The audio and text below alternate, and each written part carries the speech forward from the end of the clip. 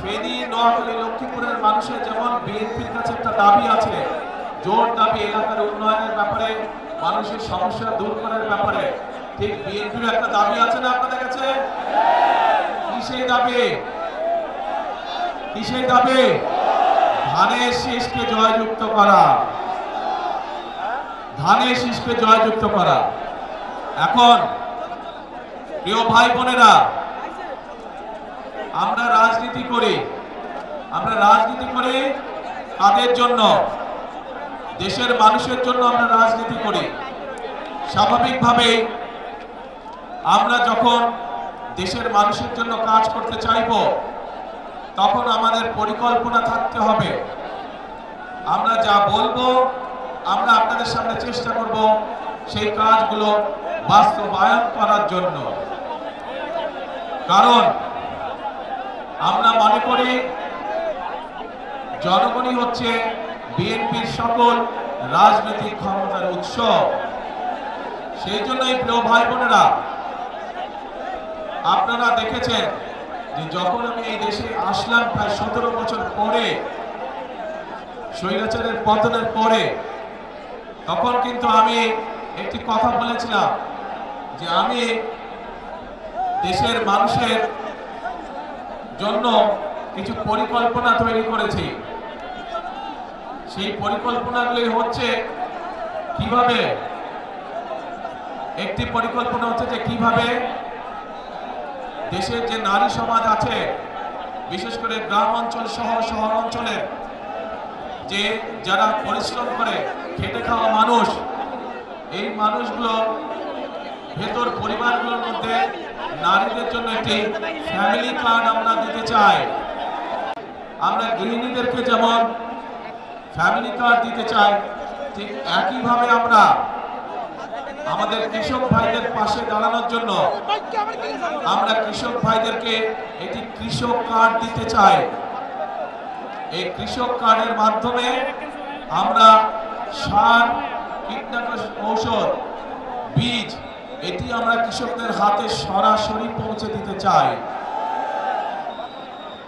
প্রিয় ভাই বোনেরা, এর বাইরে এই যে মজনু একটু আগে বললো যে ফেনীতে একটি মেডিকেল কলেজ দরকার, ইনশাআল্লাহ আমরা মেডিকেল কলেজ করব, কিন্তু একই সাথে আমরা আপনারা যাতে চিকিৎসা সুবিধা পান, বিশেষ করে গ্রামের মানুষ, বিশেষ করে মহিলা এবং নারীরা এবং শিশুরা যাতে করে চিকিৎসা সুবিধা পায়, তার জন্য আমরা সারা দেশে গ্রামে গ্রামে হেলথ কেয়ারের আমরা দিতে চাই। এই হেলথ কেয়ারটা কি? এখানে অনেক মুরব্বী উপস্থিত আছেন। আপনাদের মনে আছে শহীদ জিয়ার সময় পল্লী চিকিৎসক ছিল না? পল্লী চিকিৎসক নাম শুনেছেন? কারাগারে শুনেছেন? হাত তুলেন দেখে। ওই যে পিছন দিকে পল্লী চিকিৎসক নাম শুনেছেন? এই জনসভার পিছন দিকে যে রাস্তার ওখানে সাইডে আপনারা শুনেছেন পল্লী চিকিৎসক? আচ্ছা, এই পল্লী চিকিৎসকের মতন, ধন্যবাদ, হাত নামান। এই পল্লী চিকিৎসকের মতন আমরা হেলথ কেয়ারে দিতে চাই, যাদের কাজ হবে ঘরে ঘরে মা বোনদের কাছে স্বাস্থ্য সেবা যাতে পৌঁছে দিতে পারে, যাতে করে ছোটখাটো অসুখ বিসুখের চিকিৎসা এই হেলথ কেয়ারের মা বোন এবং শিশুদেরকে ঘরে ঘরে গিয়ে সেবা দিবে। তাদেরকে কষ্ট করে আসতে হবে না হাসপাতালে, যদি বড় কোনো, আল্লাহ না করুক, বড় কোনো অসুখ বিসুখ না হয়। এরপর আমরা আরেকটি কর্মসূচি পালন করতে চাই। প্রিয় ভাই বোনেরা, আপনাদের মনে আছে এই 1 বছর, 1.25 বছর আগে হঠাৎ করে একটা বন্যা আসলো, ফেনী নদীর পানি দিয়ে আসলো না? আপনারা বহু মানুষের এই ফেনী, লক্ষ্মীপুর, তারপরে নোয়াখালী বহু অঞ্চল, বহু মানুষের ঘর বাড়ি নষ্ট হয়ে গেল, জমির ফসল নষ্ট হয়ে গেল, গবাদি পশু, হাঁস মুরগি নষ্ট হয়ে গেল, হয়েছে না? আমরা সারা দেশে খাল খনন শুরু করতে চাই। খাল খনন করবেন আপনারা? কি ভাই পিছনে যারা আছেন খাল খনন করবেন? এই যে পিছনে দেখি না তো, ওই যে খাল খনন করতে চান? তাহলে আমরা খাল খনন করবো ইনশাল্লাহ। খাল খনন করলে কি উপকার হবে এলাকার মানুষের? কি ভাই হবে? আচ্ছা ইনশাল্লাহ, তাহলে আমরা খাল খনন করব। আরেকটি পরিকল্পনা আছে আমাদের। সেই পরিকল্পনাটি হচ্ছে আমাদের সমাজে বহু তরুণ এবং যুবক আছে, যুব সমাজে এদের অনেকেরই চাকরি বাকরি কর্মসংস্থানের ব্যবস্থা নেই। আমরা এই মানুষগুলোর জন্য চাকরি বাকরি কর্মসংস্থানের ব্যবস্থা করতে চাই। তার জন্য আজকে চট্টগ্রামে বলেছি, আপনারা শুনেছেন ইপিজেড আছে চট্টগ্রামে। এরকম ইপিজেড চট্টগ্রামে যেমন হয়েছে শহীদ জিয়ার সময়, দেশনেত্রী খালেদা জিয়ার সময়, ঠিক একইভাবে এরকম ইপিজেড ইনশাল্লাহ আমরা ফেনী অঞ্চলেও নিয়ে আসতে চাই, যাতে করে এই এলাকার মানুষ সেই সব মিল ফ্যাক্টরিতে চাকরির সংস্থান করতে পারে।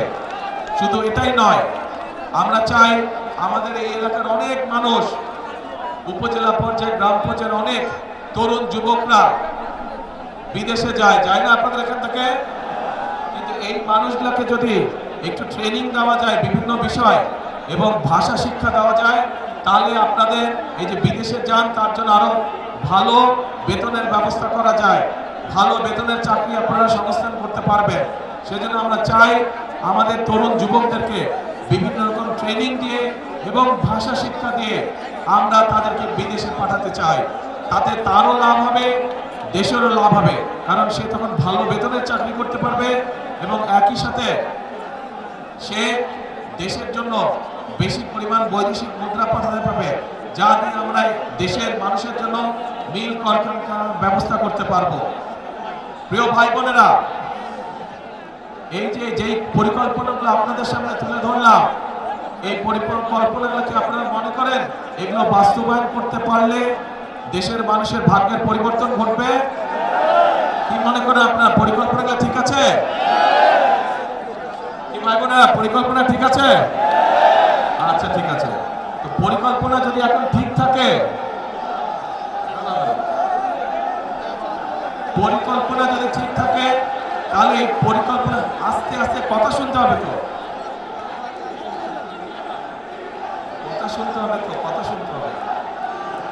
এই পরিকল্পনা যদি বাস্তবায়ন করতে হয়, তাহলে তো আপনাদের সাহায্য না হলে, আপনাদের সহযোগিতা না থাকলে তো আমরা এই পরিকল্পনা বাস্তবায়ন করতে পারবো না। আপনাদেরকে সহযোগিতা করতে হবে, অর্থাৎ আপনাদের সমর্থন ধানের শীষের পক্ষে থাকতে হবে। আপনারা যদি ধানের শীষের পক্ষে সমর্থন দেন, ধানের শীষ নির্বাচিত হলে আগামী 12 তারিখের নির্বাচনে, তাহলে যেই পরিকল্পনার কথাগুলো আপনাদের সামনে বলেছি, এই পরিকল্পনাগুলো আমরা বাস্তবায়ন করতে পারবো। প্রিয় ভাই বোনেরা, আপনারা দেখেছেন সারা দেশের মানুষ সাক্ষী আছে কিভাবে গত 15 বছর মানুষের কথা বলার অধিকারকে দাবিয়ে রাখা হয়েছিল, কিভাবে মানুষের ভোটের অধিকারকে দাবিয়ে রাখা হয়েছিল। প্রিয় ভাই বোনেরা, 2024 সালের 5ই আগস্ট ছাত্র জনতার আন্দোলনের মুখে সেই স্বৈরাচার পালিয়ে যেতে বাধ্য হয়। আজ একটি পরিবর্তনের সময় এসেছে।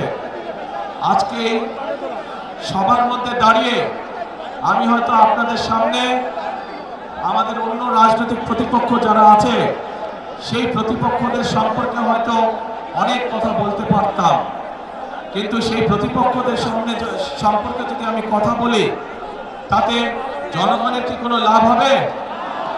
জনগণের কোনো লাভ হবে না। জনগণের লাভ তখনই হবে যখন আমরা পরিকল্পিতভাবে খাল খনন করতে পারবো।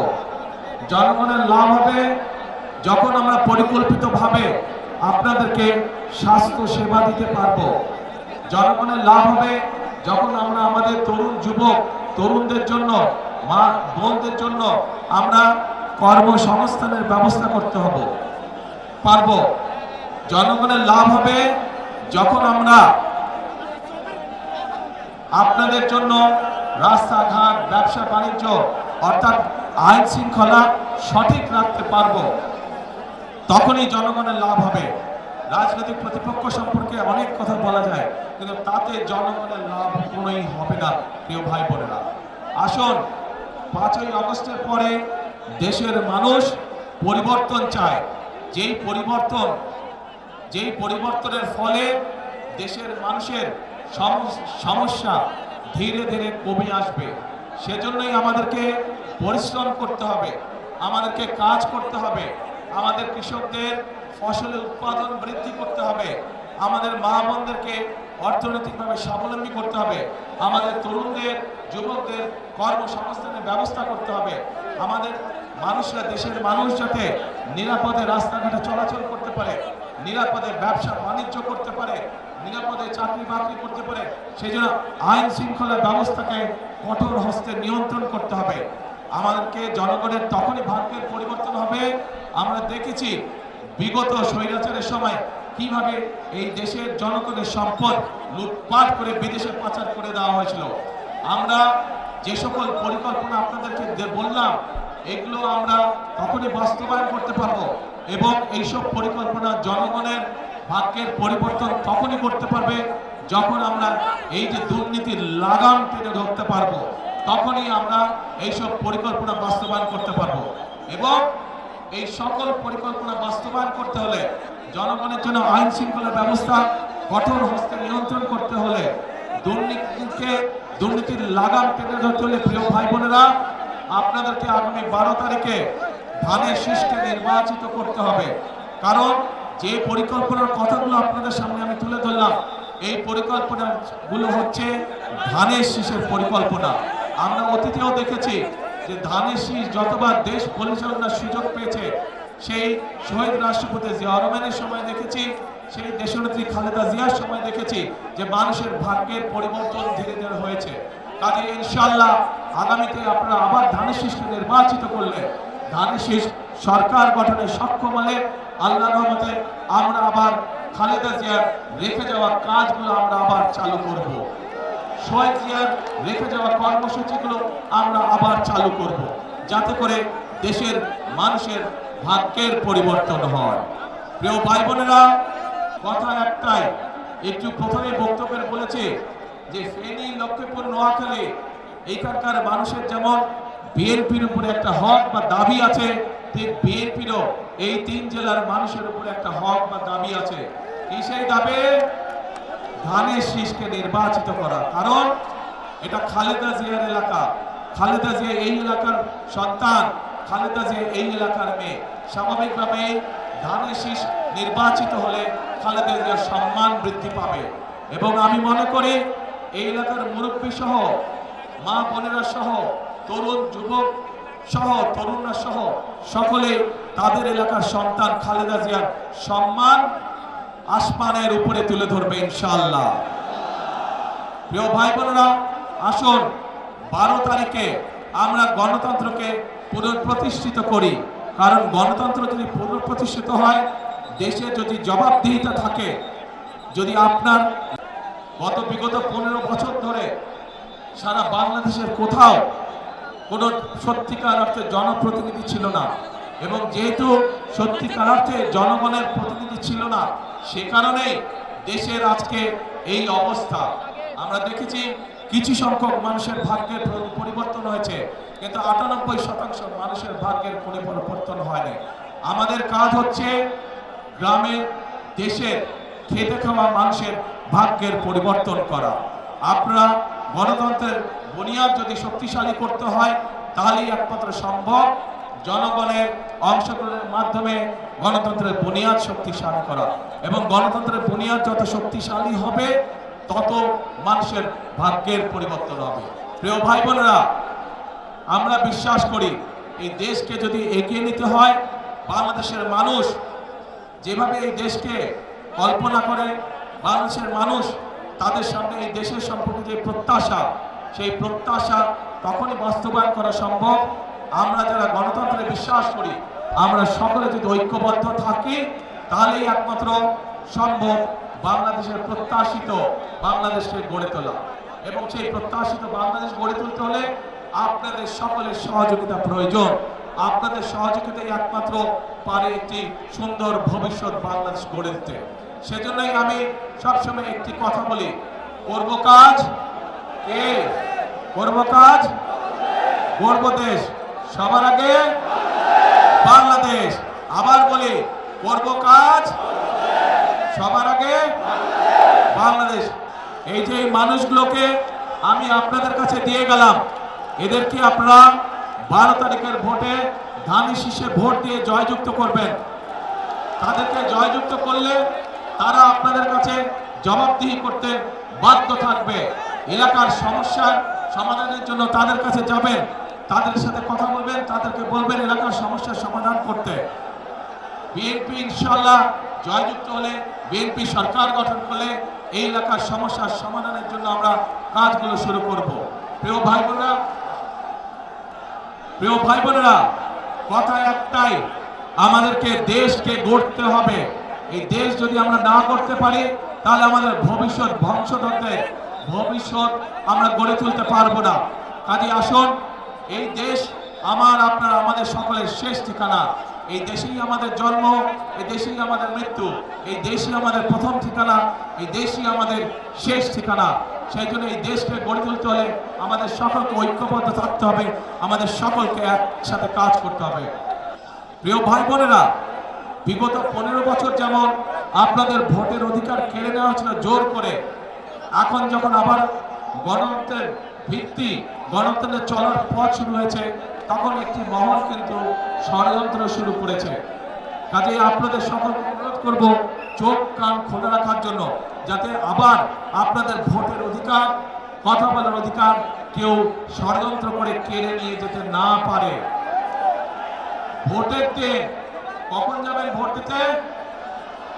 কি ভাইরা, কখন যাবেন ভোটের দিন? এইবার ভোটের দিন যারা যারা তাহাজ্জুদ পড়েন না, তাহাজ্জুদের ওয়াক্তে উঠতে হবে। যারা পড়েন তাহাজ্জুদ ঠিক আছে, তারা তো পড়েনি, তাহাজ্জুদ ঘরে পড়ে আর যার যার ভোট কেন্দ্রে যাবেন। ভোট কেন্দ্রে গিয়ে ওখানে ভোট কেন্দ্রের সামনে ফজরের জামাত নামাজ আদায় করবেন জামাতে করে। তারপর 7টা থেকে ভোটের লাইনে দাঁড়িয়ে যাবেন, একদম হিসাব নিকাশ বুঝে তারপরে ঘরে ফিরবেন। শুধু ভোট দিয়ে ঘরে ফিরবেন না, হিসাব বুঝে নিয়ে ঘরে ফিরবেন। আজকে এই দেশের জনগণের সঠিক সিদ্ধান্তের উপরে নির্ভর করছে আগামী দিনের বাংলাদেশের ভবিষ্যৎ। ইনশাআল্লাহ আমরা যদি সকলে ঐক্যবদ্ধ থাকি, আমরা যদি সকলে একসাথে থাকি, ইনশাআল্লাহ আমরা আমাদের প্রত্যাশিত বাংলাদেশ গঠনের কাজ শুরু করতে পারবো।